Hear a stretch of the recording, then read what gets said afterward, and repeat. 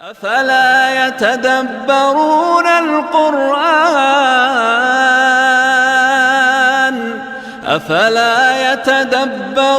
القرآن أم على قلوب أقفالها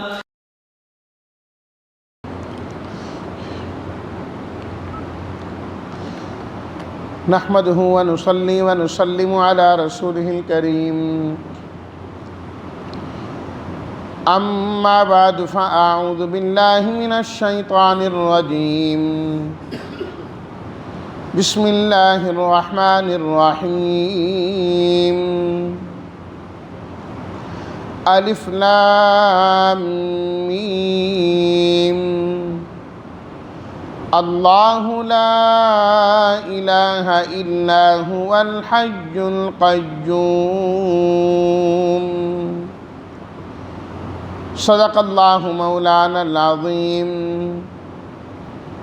اللهم صل على سيدنا ومولانا محمد وعلى آل سيدنا ومولانا محمد وبارك وسلم الف لام میم اللہ اعلم بمرادہ اللہ لا الہ الا ہو، اللہ نہیں کوئی معبود مگر وہی،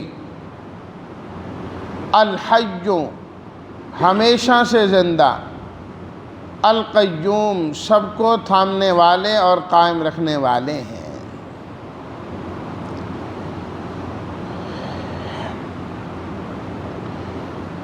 سورہ البقرہ کے بعد سورہ آل عمران شروع ہوتی ہے۔ سورہ البقرہ بھی مدنی سورت تھی اور سورہ آل عمران بھی مدنی سورت ہے۔ ہجرت سے پہلے جتنی بھی صورتیں نازل ہوئیں، چاہے وہ کسی جگہ پہ کیوں نہ نازل ہوں، وہ سب کی سب مکی کہلاتی ہیں، اور ہجرت کے بعد جو صورتیں نازل ہوں وہ سب کی سب مدنی صورتیں کہلاتی ہیں۔ مدنی صورت کے لیے یہ لازم نہیں ہے کہ مدینہ منورہ ہی میں نازل ہو، ہجرت کے بعد جتنی بھی صورتیں نازل ہوں یہ سب مدنی کہلاتی ہیں، چاہے وہ مدینہ منورہ میں نازل ہوں، چاہے تبوک میں نازل ہوئیں، چاہے فتح مکہ کے موقع پر مکہ میں نازل ہوں۔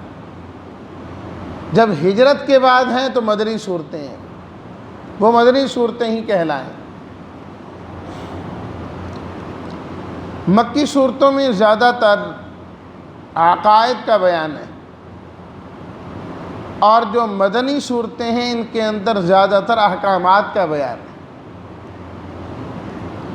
لیکن عقیدے کی اصلاح تو تمام کی تمام صورتوں میں، قرآن مجید کے 30 پاروں میں 114 صورتوں میں ایک ایک رکوع کے اندر اللہ تعالیٰ نے اس چیز کو بیان فرمایا۔ خاص طور پر اللہ تعالیٰ نے اپنی توحید کو اور اپنی وحدانیت کو بیان فرمایا ہے۔ یہ صورت اس قرآنی ترتیب کے اعتبار سے تیسرے نمبر پر ہے۔ پہلی سورہ الفاتحہ، دوسری سورہ البقرہ، اب یہ تیسری صورت ہے سورہ آل عمران۔ لیکن نازل ہونے کی ترتیب اس کی یہ نہیں ہے۔ قرآن مجید کی جو صورتیں ہیں اگر ہم دیکھیں اس ترتیب کو کہ پہلی مکی پھر مدنی، اس ترتیب سے تو پہلی ساری صورتیں مکی ہونی چاہیے، اور آخر والی جو ہے وہ مدنی ہونی چاہیے، جبکہ ایسی بات نہیں ہے۔ اللہ تعالیٰ نے جبریل امین کو قرآنی آیات دے کر بھیجا اور ساتھ بتلایا گیا کہ یہ آیت کون سی صورت کی ہے اور صورت میں کس آیت سے پہلے اور کس آیت کے بعد ہے۔ ایک ایک چیز اللہ تعالیٰ کی جانب سے خود بتا دی گئی، خود بتلا دی گئی۔ تو اب مکی، مکی کے بعد مدنی، مدنی کے بعد مکی، اس طریقے سے ترتیب ہے۔ نازل اللہ تعالیٰ نے وقتاً فوقتاً کیا، حسب ضرورت، جب کوئی واقعہ پیش آ گیا، حالات پیش آ گئے، اس کے مطابق اللہ تعالیٰ نے آیات نازل فرما دی۔ اب جو قرآن مجید ترتیب دے دیا گیا آپ علیہ الصلاۃ والتسلیمات ہی کی جانب سے، اب قرآن مجید کی بعین ہی وہی ترتیب ہے جو لوح محفوظ کے اندر موجود قرآن مجید کی ہے۔ نہ سورت اس سے آگے پیچھے ہے، نہ رکوع اس سے آگے پیچھے ہے، اور نہ آیات اس سے آگے پیچھے ہے، بعین ہی اسی طریقے سے۔ تو اس لیے اس لحاظ سے یہ سورت قرآن کی ترتیب کے اعتبار سے جو ہم پڑھتے ہیں تیسرے نمبر پر ہے، اور نازل ہونے کے اعتبار سے یہ 99 نمبر پر ہے، 1 کم 90، 89 وہ اس سورت کا نمبر ہے۔ اگر نبی کریم صلی اللہ علیہ وسلم کا دور نبوت دیکھا جائے تو اس کے اندر جو یہ سورت نازل ہوئی تقریباً مدنی دور میں 4تھے سال سے لے کر 9 سال تک کا یہ جو عرصہ ہے نا، اس زمانے میں اس سورت کی آیات کا نزول ہوا، اس دوران ہوا۔ اس کا یہ مطلب نہیں ایک سورت چل رہی ہے تو مسلسل پھر وہی چلتی رہتی ہے، یہ ترتیب نہیں تھی۔ اللہ تعالیٰ نے ایک آیت نازل کر دی اور بتلا دیا کہ یہ آیت سورہ البقرہ کی ہے، فلاں آیت کے بعد یہ فلاں سورت کی ہے۔ یہی وجہ ہے کہ بسا اوقات مکی صورتوں میں مدنی آیات اور مدنی صورتوں میں کچھ نہ کچھ مکی آیات آ جاتی ہیں۔ سورت ساری مدنی ہوتی ہے لیکن کچھ آیات اس کے اندر مکی ہوتی ہیں جو ہجرت سے پہلے نازل ہوئی ہوتی ہیں، اس سے پہلے نازل ہوئی ہوتی ہیں۔ اللہ اکبر۔ اور نام اس کا آل عمران، آل کہتے ہیں خاندان کو، عمران نام ہے۔ اس نام کے 2 شخص گزرے ہیں بڑے، ایک تو حضرت موسیٰ علیہ الصلاۃ والتسلیمات کے جو والد تھے ان کا نام بھی عمران تھا، اور دوسرے نمبر پر حضرت مریم جو تھی ان کے جو والد تھے ان کا نام بھی عمران تھا۔ اور یہ دونوں اللہ کے پیغمبر نہیں تھے، اللہ کے نبی نہیں تھے، اللہ کے نیک آدمی تھے، صالح آدمی تھے۔ اور حضرت مریم کے جو والد حضرت عمران تھے وہ تو بیت المقدس کے امام بھی تھے، بیت المقدس کے امام تھے۔ البتہ ان کے خالو حضرت زکریہ علیہ السلام وہ اللہ کے پیغمبر تھے، وہ بھی حضرت مریم کے خالو تھے، وہ اللہ کے پیغمبر تھے۔ اپنے والد حضرت عمران وہ اللہ کے نبی نہیں تھے، اللہ کے نیک آدمی تھے۔ اللہ تعالیٰ نے اسی سورت کی آیت نمبر 35 کے اندر ذکر فرمایا، اذ قالت امرأۃ عمران رب انی، صفحہ 55 پہ جو ہمارے پاس قرآن مجید ہے۔ اذ قالت امرأۃ عمران رب انی،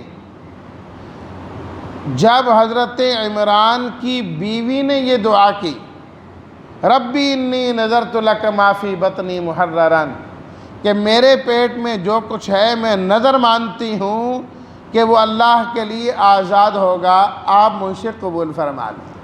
تو اللہ نے ان کا واقعہ یہاں پر بیان فرمایا، اس وجہ سے اس سورت کا نام سورہ آل عمران ہو گیا۔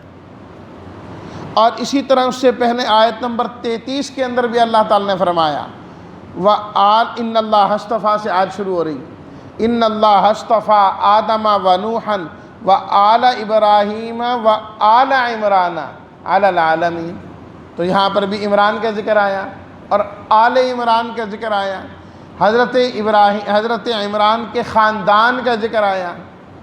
تو اس وجہ سے اس سورت کا نام سورہ آل عمران ہے۔ اور بارہا میں یہ بات پہلے بھی کئی مرتبہ ذکر کر چکا ہوں کہ یہ جو صورتیں ہیں ان صورتوں کے جو نام ہوتے ہیں یہ صورتوں کے عنوان نہیں ہوتے کہ یہ عنوان ہے، موضوع ہے، ساری صورت اسی کے متعلق ہو، ایسا نہیں ہوتا، بلکہ اس صورت میں آنے والے کسی واقعہ سے، کسی لفظ سے وہ نام لے لیا جاتا ہے، پہچان ہوتی ہے کہ وہ صورت جس میں ان کا تذکرہ آتا ہے وہ والی، بس۔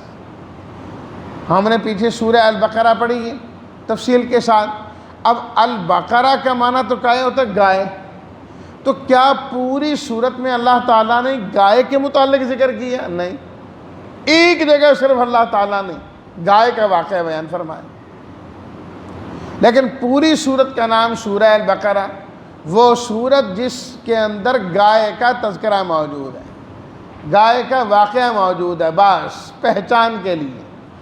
سورہ آل عمران، وہ صورت جس میں حضرت عمران کے خاندان کا ذکر ہے، آل عمران کا ذکر ہے، بس یہ اتنی پہچان کے لیے، ورنہ ساری صورت آل عمران کے متعلق نہیں ہوگی، اس کے احکامات کے متعلق نہیں ہوگی۔ 20 رکوعات پر یہ صورت مشتمل ہے اور 200 اس کی آیات ہیں، 200 آیات پر یہ صورت مشتمل ہے۔ اللہ اکبر۔ رات میں دیکھ رہا تھا تفسیر قرطبی میں لکھا ہے کہ ایک مرتبہ حضرت عمر رضی اللہ تعالی عنہ نے عشاء کی نماز پڑھائی اور عشاء کی نماز میں سورہ آل عمران تلاوت کی۔ پہلی رکعت کے اندر 100 آیات تلاوت فرمائی اور دوسری رکعت کے اندر بھی 100 آیات تلاوت فرمائی۔ عشاء کی نماز میں ساری سورہ آل عمران تلاوت کر لی۔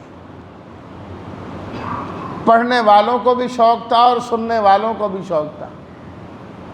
اللہ اکبر۔ وہ مزے سے لطف اندوز ہوتے رہے، پڑھتے رہے، اور سننے والے سنتے رہے، سننے والے سنتے رہے۔ قرآن مجید کا شوق ہے۔ اللہ اکبر۔ وہ حضرت عثمان رضی اللہ تعالیٰ عنہ کے متعلق آتا ہے نا کہ ایک دن عشاء کی نماز کے بعد نفل پڑھنے لگے، 2 رکعت نماز نفل پڑھ لیتا ہوں۔ پہلی رکعت میں سورہ الفاتحہ کے بعد سورہ البقرہ شروع کر دی۔ سورہ البقرہ پڑھتے پڑھتے پڑھتے پڑھتے ساری سورہ البقرہ تلاوت کر لی، ساری سورہ۔ ہم تو ایک دن تراویح میں نہیں پڑھتے ساری سورہ، 2 دن لگا کے پڑھتے ہیں سورہ البقرہ۔ ایک دن ایک رکعت میں ساری سورہ البقرہ۔ اس سے فارغ ہوئے تو سورہ آل عمران شروع کر دی۔ سورہ آل عمران ختم ہوئی، سورہ نساء شروع کر دی، سورہ مائدہ شروع کر دی، سورہ انعام شروع کر دی، اعراف شروع کر دی۔ کرتے کرتے کرتے ایک ہی رکعت میں سارے قرآن مجید کی تلاوت کر دی۔ ایک رکعت سارا قرآن مجید تلاوت کر دیا۔ قرآن مجید کے ساتھ یہ شوق اور یہ ذوق ہے، اور ہونا بھی ایسا چاہیے کہ جب انسان قرآن مجید پڑھے تو غرق ہو جائے قرآن مجید پڑھنے کے اندر، غرق ہو کے ڈوب ڈوب کے پڑھے، اور یہ سمجھیں کہ اللہ تعالیٰ براہ راست میرے سے ہی کلام کر رہے ہیں، میرے سے ہی کلام کر رہے ہیں، اور میں اللہ کی کلام کو پڑھ رہا ہوں اور سننے والا یہ کہ میں اللہ کا کلام سن رہا ہوں، اللہ کا کلام سن رہا ہوں۔ اس لیے تو نبی کریم صلی اللہ علیہ وسلم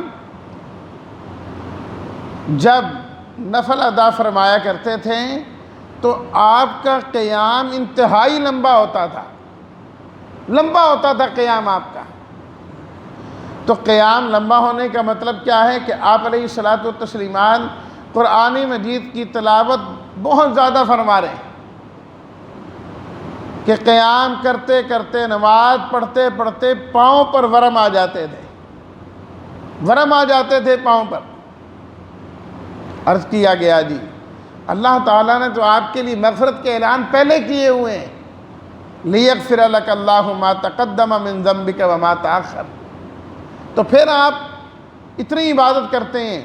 فرمایا جس رب نے اتنا کرم کیا، کیا میں اس کا شکر گزار بندہ نہ بنوں؟